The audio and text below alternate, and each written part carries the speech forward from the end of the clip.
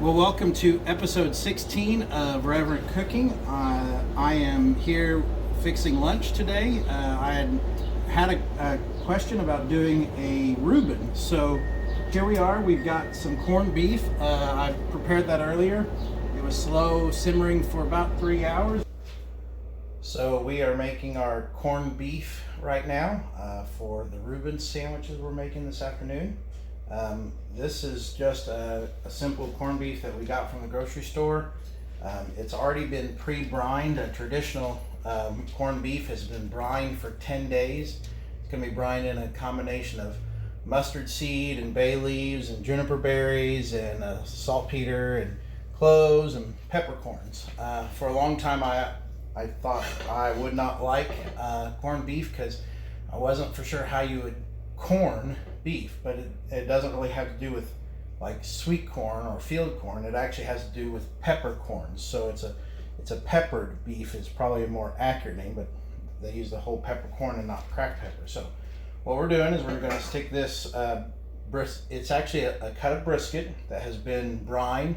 We're going to stick it in here. You want to cover it completely with water, completely submerge it. So I've got about 8 cups. We'll see how much of this we have to use here.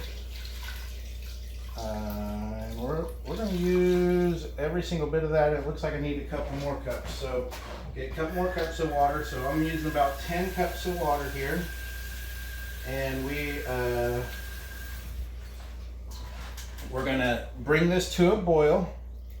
And once it comes to the boil, then we're going to slow simmer it for about 2.5 hours. This one came with the extra sauce packet. It's not really a sauce. It is the mixture that is in the brine. So we're talking, we got mustard seeds in here. That's what the smaller ones are. We got some peppercorn seeds. We got those bay leaves and a couple of juniper berries in there.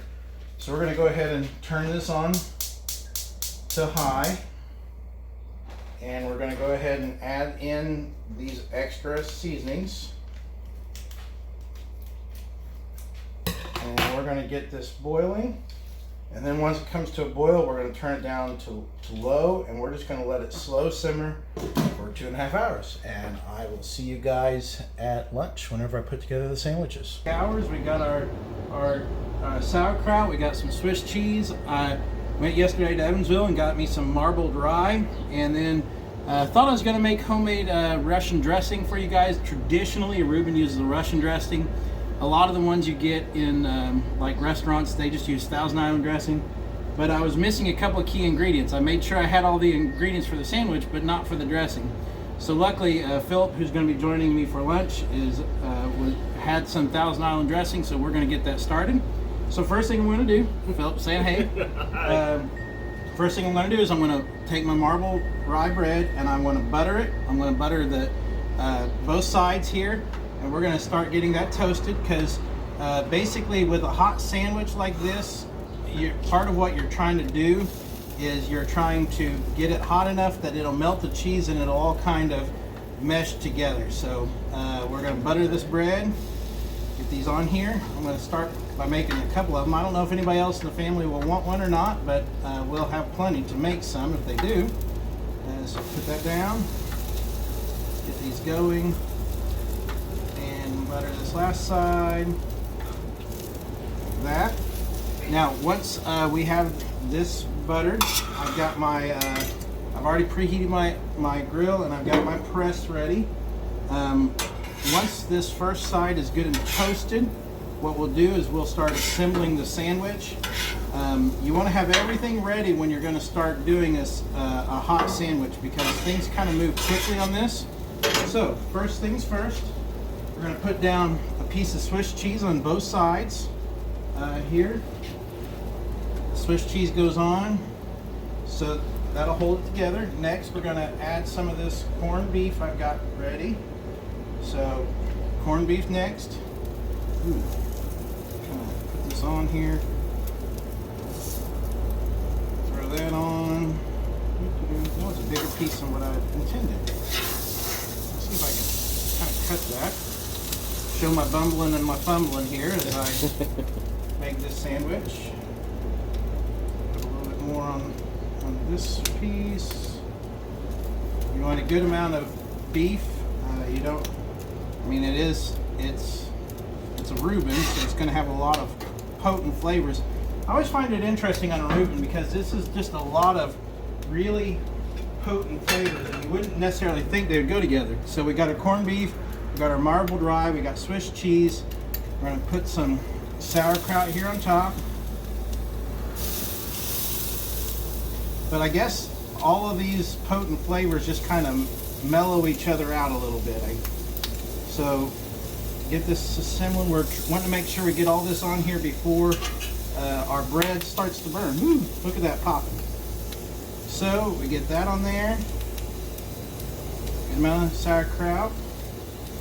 Cheese is melting. Hit it with our Thousand Island dressing here. Thank you, Philip, for getting that. Absolutely. There we go. Now we're going to take this one, flip it on top. Ooh. Take that one, flip it on top.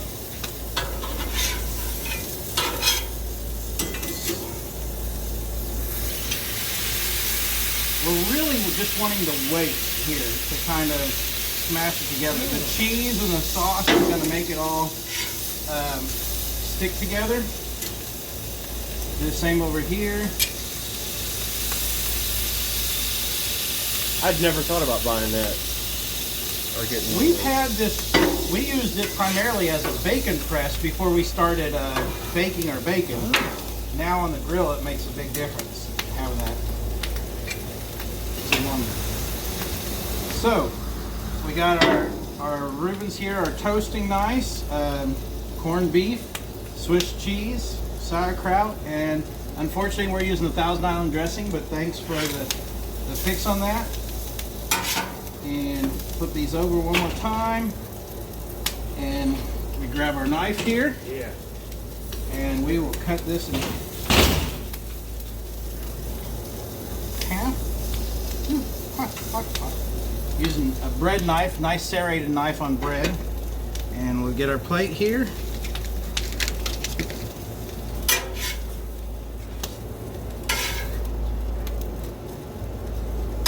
And that, my friends, is a grilled Reuben. Thanks for watching. We'll see you guys next time.